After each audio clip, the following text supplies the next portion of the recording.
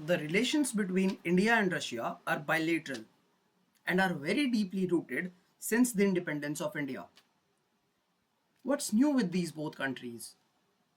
And how has the war between Ukraine and Russia has affected the relationship between India and Russia? How are the Western sanctions imposed on Russia affecting the relationship? Well, we will deep dive in each of the aspect of India and Russia relationship. But for that, you need to sit back and relax for now and just listen or take note of what I'm going to say in this video or show you on the screen in this video.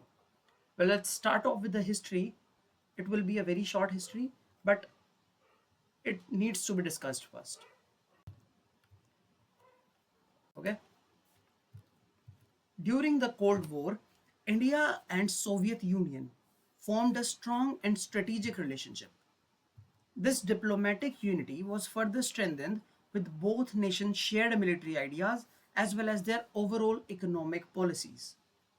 After the dissolution of USSR, Russia kept the same close ties to India.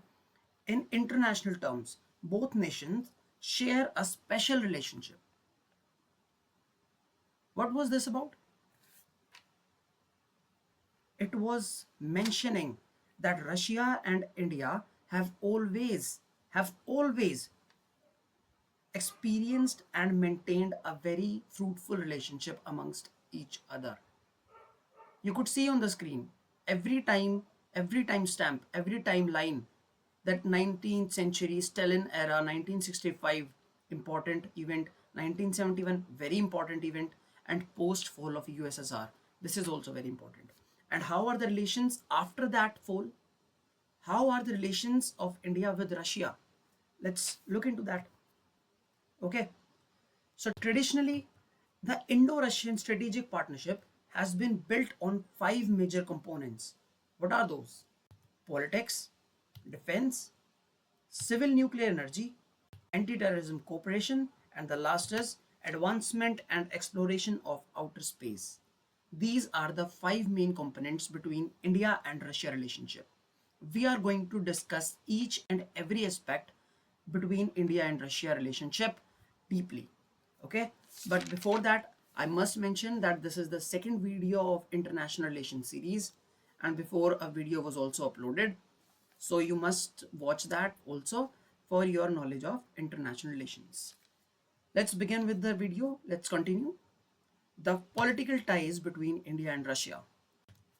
The Intergovernmental Commission between India and Russia is the main body that conducts affairs at the governmental level between these both countries. Okay, so that is the body which you could say oversee the relationship between both the countries, as both countries are members of international bodies including the United Nations, BRICS, G20, SCO. Well, you could take an idea from this thing that both these countries are part of major world organizations or international organizations and have always supported them, or you could say each other, in every this organization thing. And how could we say that? Because of this thing. Russia has stated that it always supports India receiving a permanent seat on the United Nations Security Council. Yes, it always supports India. It always favors in the, you could say, side of India. Okay, so Russia has been playing and will also play in future also.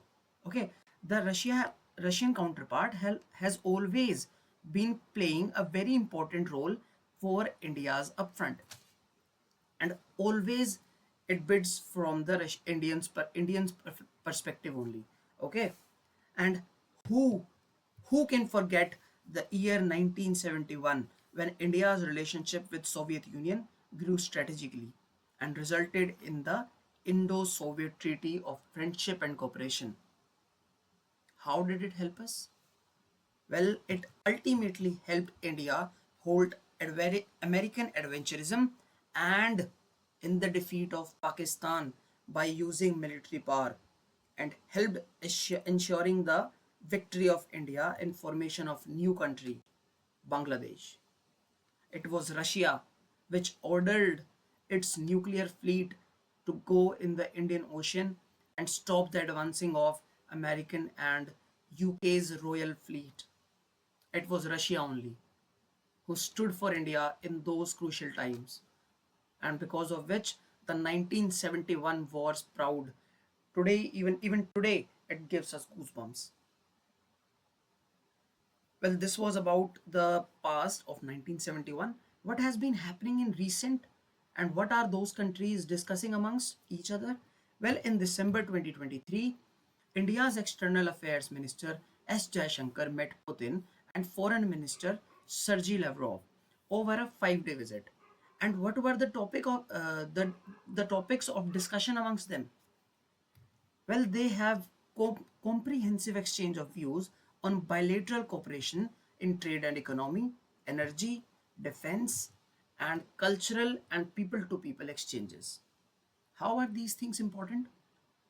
Well, basically, these are all the things which we are going to be discussing in the video.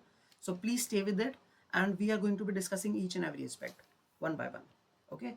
Well, you could say that the third point, that is defense, is always the main point of discussion between India and Russia. So let's see what are the military ties among these countries. The USSR was an important supplier of defense equipment for several decades to India. Okay, for several decades, the USSR was our top supplier, and this role has been inherited by the Russian Federation very well. As we could say this from an example, Russia was India's largest arms supplier between 2012 to 2022. Okay, and India and Russia have deepened their Make in India defense manufacturing cooperation by signing agreement for the construction of naval frigates, Ka-226 helicopters, the BrahMos cruise missiles, and Sukhoi Su-30 MKI. All these, you could say, weapons or the frigates, the jets, the helicopters, the missiles, and the AK-203 guns are being indigenously made in India with the help of Russian supervision. And this is huge thing, as this country, the Russia is always helping India in growth of its own technology. And not only weapons, it has also helped in space, which we will discuss in the coming up video part. Okay, but for now we should see that what other weapons are being dealt with among both these countries. So additionally, India has purchased or leased various military hardware from Russia, such as S-400 Triumph. What is this? This is the air defense system which India has brought from Russia. And among the ongoing conflict between Ukraine and Russia, Russia has delivered it. That is timely. Okay, so this is very important to be noted. And what will India do with these S-400 air defense system? They are going to be deployed on Chinese and Pakistani border, our very beloved neighbors. Okay, and what is this? Next thing is T-90 Bhishma. Very, you could say, technically and very strong tank. You could take it up the mountains and it will run like, you could say, an horse up there. And what is this? Akula 2 nuclear class submarine. Well, currently two are to be leased with an option to buy when the lease expires. Currently we have taken it on lease from Russia. Okay, and this is INS Vikramaditya carrier, or you could say aircraft carrier, which we acquired from Russia around 2014, I think. I'm not sure, you should Google it, but yeah, 2013 or 14. And next is upgraded version of MiG-29. And the next is the White Swan Tu-160 bombers. Well, these are some of the weapons which are being dealt with amongst the relation of India and Russia. But for now, I think these are enough. And also, Russia mentioned this thing. What? Which I earlier said, that Russia said that despite the ongoing conflict with Ukraine, which caused international sanctions, it fulfilled its contractual obligations and delivered all weapon system according to the schedule. Okay, according to the schedule. Amongst the Western sanctions which are imposed on Russia, which have, you could say, halted Russia's economy from the world's perspective. But no, how would I say that? Well, let's discuss this in economic relations. Okay. Well, bilateral trade between both countries is diversified among various segments. Okay, what are those?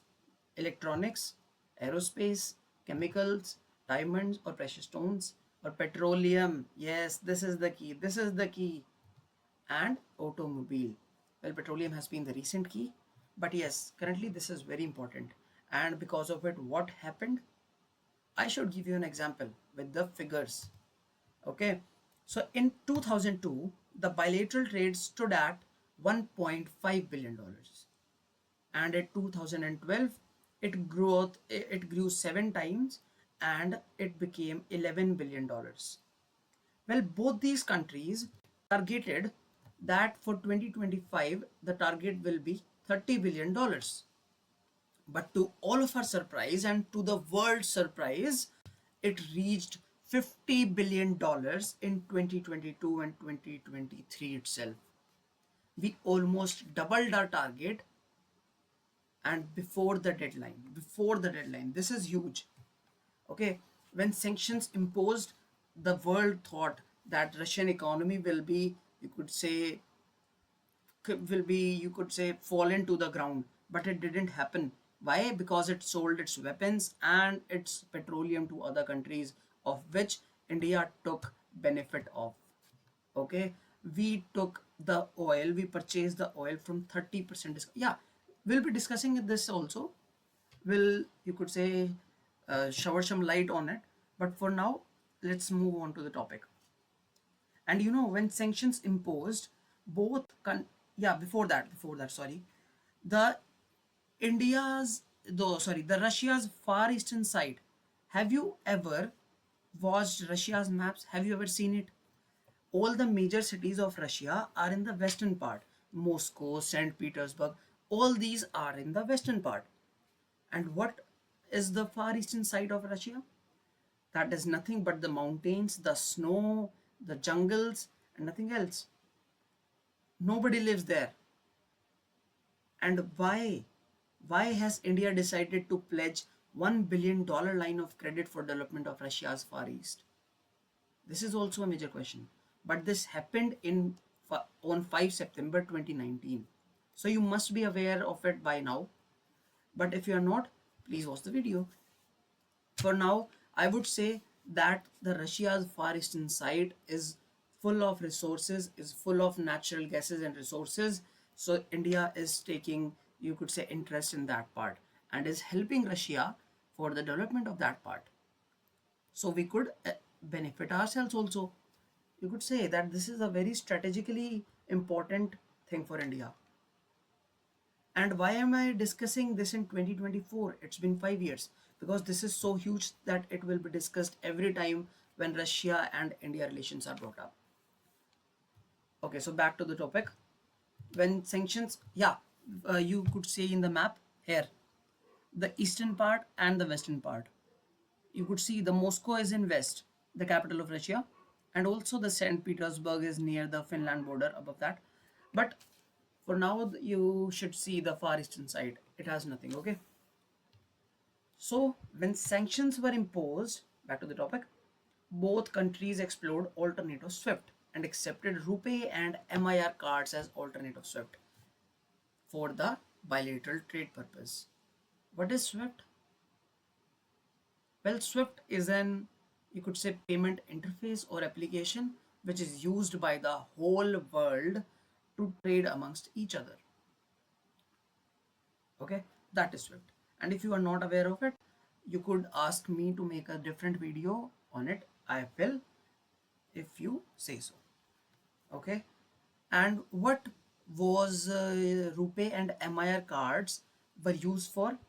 For obviously the, you could say, alternate of SWIFT.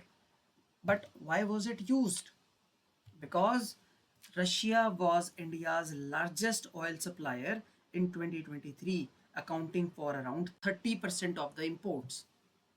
Okay, and this is huge. That is why Russian economy is still holding up, because of selling oil on such discounted prices. Well, world is not buying it, but India and the, you could say, neighbor of India also, China is also buying it, but we are not concerned about it. We have to look for India only. And India and Russia are also discussing that a free trade agreement between India and Eurasian Economic Union would also be signed. What are Eurasian Economic Union countries? Well, these are those five countries which are Kazakhstan, Armenia, Kyrgyzstan, Belarus, and Russia. All these five countries are part of Eurasian Economic Union, and these are considering a free trade agreement. You must be aware of free trade agreement round, right? And in the beginning we discussed about the energy sector. Well, in energy sector also, Russia is helping build Kudankulam nuclear power project with 2 units of 1000 megawatt energy. Okay, 1000 megawatt, this is huge, this is very good, huh? Take note of it. And this is very good example of India Indo-Russian nuclear energy cooperation, in which Russia is helping India to build a self-sufficient nuclear energy system for the civilian purpose. And we are also discussing, or also have made, this north south transport corridor. You could see in the blue line the standard route is shown, which begins from Mumbai and goes to St. Petersburg. It was used for the traditional trading, but now the north south transport corridor is being used. What is this? Well, this is the ship, rail, and road route for moving freight, that is cargo or trading objects or goods, between India, Russia, Iran, Europe, and Central Asia. Now you see the benefit of north-south transport corridor. Because of the north-south transport corridor between India and Russia, India is getting access to the Central Asia part and also Europe, which is also very good and beneficial. Okay, and also I would say that Russia also helped India with Gaganyaan mission. Remember, fifth component, outer space, this is that. Russia has also helped India with Gaganyaan mission by training the crew and providing a lift support system. And Rosmos also helped ISRO with development of the manned spacecraft and flight suits. Well, Russia is the experience holder in this thing now. India is new, but Russia never made it feel to us that we are new. They even helped in selecting the crew for the Gaganyaan mission. Okay, so this is very important, and these are the small things which defines the relationship between the countries. Okay, no one is coming and helping us to do our thing. We could see that. And how could I say that? Because the relationship is very good because of some social ties also, and both the countries have worked upon them. Well, what is RICE? RICE is Russia India Culture Exchange, and Indian Russian working groups and a cultural exchange program. This was established, which also meet the cultural and tourist needs of both the countries.